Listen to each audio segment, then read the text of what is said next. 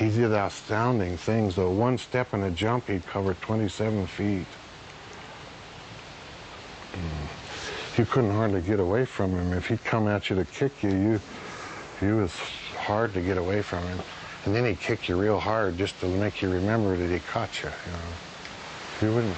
You were saying before about what was it like to spar with him if you turned your back on him? Well, yeah, that was just, I never really sparred with him other than 4 or 5 strokes, you know, but yeah, I did one of them kitty type rolls to get away from him because he was right in my face, and he just pounded hell out of my back. I mean, he hit me at least 4 times, and hard, you know, bam, bam. And I used to think that was pretty good, but it really ain't, you know, it hurts just as bad to get hit in the back.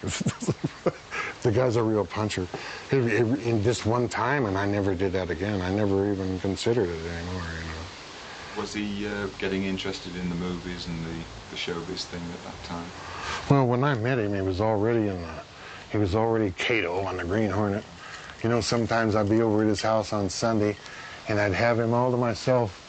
And there was people who wanted to hire him, you know, movie stars, had a lot of money and everything. And I'm getting a whole afternoon for nothing, you know. And I think, this is insane. The guy makes $2,000 a week. He can charge people anything he wants for private lessons, and here I spend all afternoon with him, you know. It was kind of hard to figure sometimes. It was it was the love of the art, really, and he was like a little kid. Sometimes he'd show me a little go behind, bam, and he'd stick an arm through a leg and then your foot and bump you, and you just fall face down. Nothing you can do. Bam! He says, "How's that? Pretty neat, huh?" I said, "Yeah." So where'd you get that? "I seen it on television last night. The Wrestlers." He says. But see, he was a fanatic. You go to his house, and you catch him. He'd have a motion picture thing set up, and he'd be watching a Jack Dempsey, Jess Willard fight, and with a mirror, so it turned him around and put him in a right-hand lead instead of a left.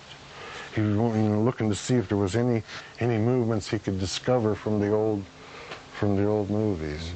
You just said then when you were he'd given you confidence. You felt like you could almost take on anybody. I think that was an important thing he gave you. Yeah, he'd blow away the boogeyman. He had a little story for everything, and you know, he was a psychology, not psychology, but a philosophy major. He wanted to be a Chinese philosopher, and he remembered more stuff. He had a saying for everything. If you ask him a question, he didn't even have to think it out. He'd covered that territory a long time ago, and he had a saying for it that you would remember, you know, and he'd spit it out right now. I was always astounded at how quick he could give you an answer, you know, and even it might not have been the perfect thing, but it was the best of what was available, you know. I read an article on one time, you can work out too much and get stale and do damage and all this sort of thing. So I asked Bruce about it. I said, "Hey, what about this?" The article says you know, you can work out too much, because he was a fanatic, you know. He was guilty of that. Real quickly he says, "I'd rather be overtrained than undertrained." And that ended the whole thing. But he had it all figured out way ahead of time, you know. He offered me a part in the movie, and the finances fell out of it. It was way before Enter the Dragon and all that. And it was a low-budget picture. James Coburn was going to be in it or something, and he'd already offered me a part as a villain. And he says, "You make a hell of a villain with a beard and everything." You know? And the finances fell out of it, and I thought later, after he became a smash, I thought, I wonder how those people who jerked the finances out felt, because it probably would have been a blockbuster no matter what he made, you know, because he choreographed the fight scenes, and that's what gave everything the continuity to the thing. You know. What do you think made him so popular in the movies, the films? Well, there was a continuity to his martial arts that made people appreciate him a little more than sliced scenes, chop socky, no continuity. There was always a continuity to the fight. You could see how it progressed, and there was very few slashes from one scene to another, you know. And he had charisma too, you know, everybody liked him. He was a hit. Riots in the Philippines, everything, you know. I'm not surprised because I knew, you know, I knew the guy. He did a lot for the Chinese people.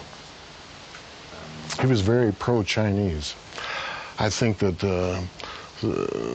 he was looking for a Chinese fighter that was really good. He'd give them a little extra. But I expected that, you know, because it showed that he he didn't like the way Chinese had been played in old movies, and he got his chances every time to get it back. He wanted a Caucasian houseboy when he was on the set. and he'd talk about Linda, his wife, and he'd say, "Where is that damn Caucasian?" He was an all-around neat guy, but he was stuck on martial arts. If you want to talk about something else, forget it. We go to a beach party for some kind of a celebration, his birthday or something. He was a wallflower. He'd sit in the middle. He had nothing to talk about but martial arts, that's all. And everybody else is out having...